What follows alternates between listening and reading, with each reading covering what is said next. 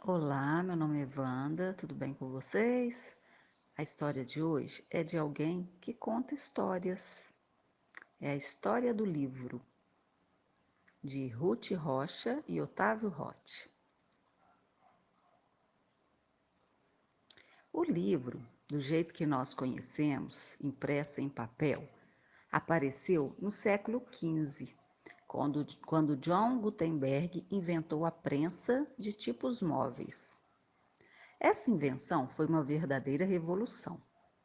Pelo fato de ser muito mais barato, o livro impresso pôde alcançar muitíssimo mais gente em todas as partes do mundo.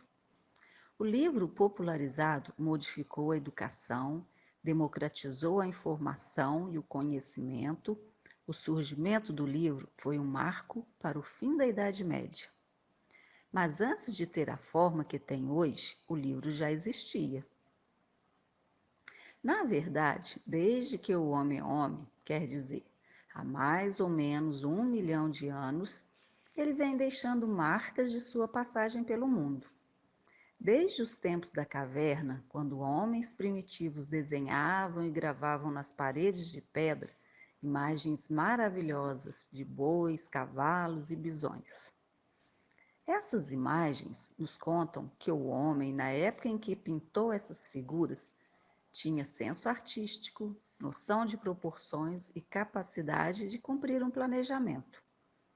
Mas a história do homem só pode ser contada a partir da invenção da escrita, quer dizer, a partir de 5.000 anos atrás. De fato, a partir da invenção da escrita é que começaram a aparecer os primeiros documentos e os primeiros livros. Naturalmente, a forma que os livros assumiam dependia dos materiais e dos instrumentos que cada povo tinha à sua disposição. E eram livros muito diferentes dos atuais.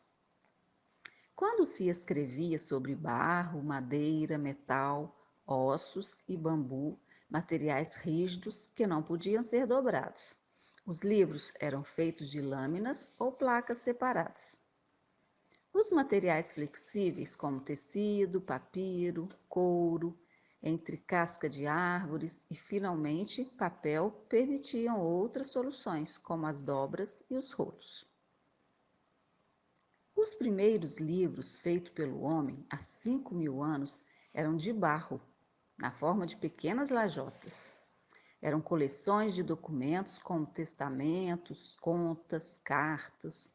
Foram encontrados aos milhares na região da Mesopotâmia.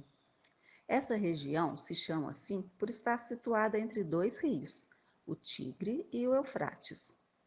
Mesopotâmia quer dizer entre rios, pois nessa região do Oriente foram encontrados os primeiros livros. Eles tinham formatos diferentes, eram quadrados, redondos, ovais ou retangulares. As placas eram numeradas para facilitar a consulta e guardadas em prateleiras. O povo responsável por esses livros foram os sumérios. Os egípcios, povo vizinho dos sumérios, escreveram seus livros sobre papiro. As folhas de papiro emendadas formavam rolos que chegavam a 20 metros de comprimento. O título do livro, naturalmente, aparecia no final. Os egípcios conseguiram reunir grandes bibliotecas com livros de matemática, astronomia e religião, além de obras literárias. A maior biblioteca da antiguidade foi a de Alexandria, que chegou a ter 700.000 livros em rolos de papiro. Outros povos do Mediterrâneo escreveram seus livros da mesma maneira. Na Índia, onde as palmeiras eram muito comuns, os livros eram feitos de folhas dessas plantas. Essas folhas eram cozidas em leite, secadas e depois escritas com instrumentos pontiagudos.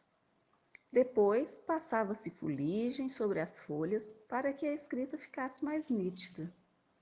Então costuravam-se as folhas juntas e pregava-se um pedaço de madeira na frente e outro atrás, para servir de capa. Até hoje, em vários países asiáticos, como Nepal, Tibete e Tailândia, ainda se fazem livros assim. Entre a casca das árvores e a madeira existe um material macio, a entrecasca, que também tem sido usado para a confecção de livros. É um material flexível e com ele foram feitos os livros sanfonados, isto é, em forma de sanfona. Antes que Colombo chegasse à América, em 1492, maias e astecas já faziam esse tipo de livro. Em outras partes do mundo, na Sumatra, por exemplo, mantém-se até hoje essa antiga tradição. Se considerarmos que livro é um conjunto de texto com certa unidade, o livro mais estranho de todos os tempos foi uma coleção de faixas de linho escritas, encontrada na ilha de Creta, envolvendo uma múmia. Muitos tipos de tecido foram usados para fazer livros. Entre os chineses, por exemplo, faziam-se livros de seda, os quais eram guardados em rolos. Há 2000 anos, mais ou menos, apareceram em Roma livros semelhantes aos que temos hoje, com páginas costuradas, mas eram feitos de madeira encerada, com as páginas amarradas duas a duas. Como eram muito pesados, esses livros raramente tinham mais de 10 páginas. Os romanos faziam neles seus rascunhos, já que suas páginas enceradas permitiam a correção e o reaproveitamento. Quando os originais ficavam prontos, passavam o texto a limpo sobre papiros. A invenção do pergaminho promoveu grande progresso na fabricação dos livros. Era um material caríssimo. Uma folha grande consumia a pele de um animal. Para que a Bíblia fosse produzida em um pergaminho, era necessário o sacrifício de 300 carneiros. Mas, por outro lado, o pergaminho permitia que se escrevesse dos dois lados do couro e que se dobrassem e costurassem as folhas, ocupando menos espaço e facilitando a conservação e o transporte dos livros. A invenção da caneta permitiu que se escrevesse mais depressa e mais facilmente, o que resultou numa produção maior de livros. Nessa mesma época, houve o desenvolvimento da caligrafia e o aparecimento das letras minúsculas. Conta a lenda que Carlos Magno, que foi o imperador do Ocidente no século IX, não sabia ler. Isso pode não ser verdade, mas não seria nada demais, pois nessa época pouquíssimas pessoas sabiam. Os monges eram algumas dessas poucas pessoas. Não só sabiam ler e escrever, como eram eles que copiavam os livros um a um, letra por letra. Aliás, os monges tinham de ter a mesma caligrafia, para que um pedaço de um livro não ficasse diferente do outro. Esses livros recebiam ilustrações muito ricas e coloridas. Levavam, por isso, muito mais tempo para ser feitos.